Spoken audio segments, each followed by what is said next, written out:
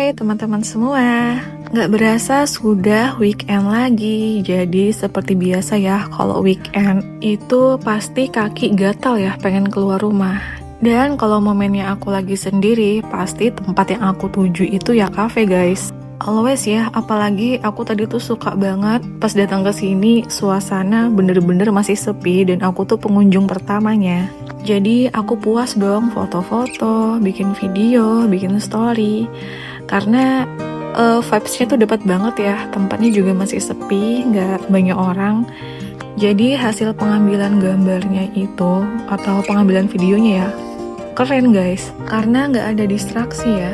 Jadinya berasa lebih sinematik aja guys. Bagiku ini momen kesunyian yang indah ya guys. Atau bahasa kerennya beautiful loneliness. Walau mungkin realita hidup kita di luar sana itu colorful ya guys. Dan kita juga sering bertemu dengan manusia yang sulit dan rumit.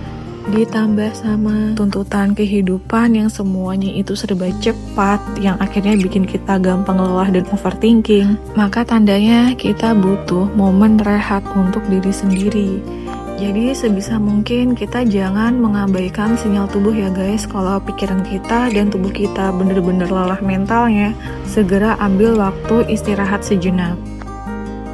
Sayangnya orang-orang di luar sana itu masih banyak ya yang gampang merasa bersalah saat mereka bersantai, dan mereka belum sepenuhnya percaya bahwa hidup boleh dinikmati. Dulu pun aku juga berpikiran yang sama ya, saat aku terlalu santai, aku terlalu nyaman dengan diriku, kira-kira nanti apa ada masalah lagi yang datang ke hidupanku.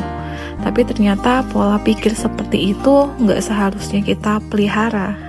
kamu punya kehidupan yang nyaman, enak, atau bahagia sekalipun, gak menjamin setelahnya masalah itu akan datang.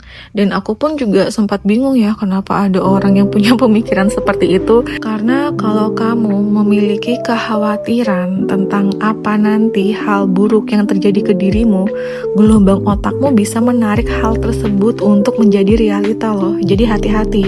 Jadi kita jangan mengkhawatirkan sesuatu yang belum terjadi. Dan percayalah guys, aku juga pernah ada di fase ini ya, gampang overthinking, gampang memikirkan hal-hal buruk apalagi yang nanti akan terjadi di diriku.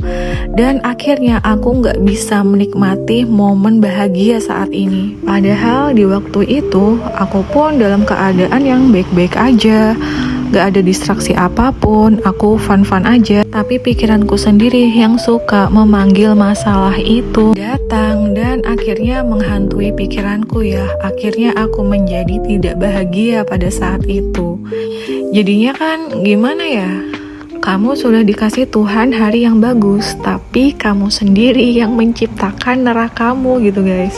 Jadi aku sudah berjanji ke diriku sendiri, aku tidak akan kembali menjadi diriku yang lama, dan aku tidak akan lagi mengulangi pola yang lama. Karena untuk saat ini aku sudah punya filter diri. Dan semoga aja aku bisa konsisten ya dengan kata-kataku, karena pada dasarnya aku juga tetap manusia guys.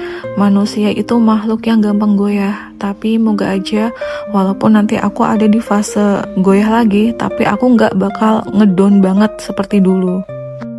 Dan pelan-pelan kita perlu ya guys menggeser mindset kita selama ini bahwa menikmati hidup itu bukan sebuah dosa. Itu tanda kamu menghargai karunia yang sudah kamu perjuangkan.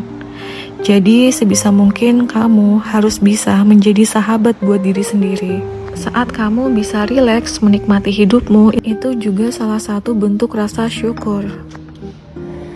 Aku sendiri punya masa lalu yang enggak mudah banget guys. Pokoknya aku tuh sudah kenyang ya ditimpa sama kehidupan.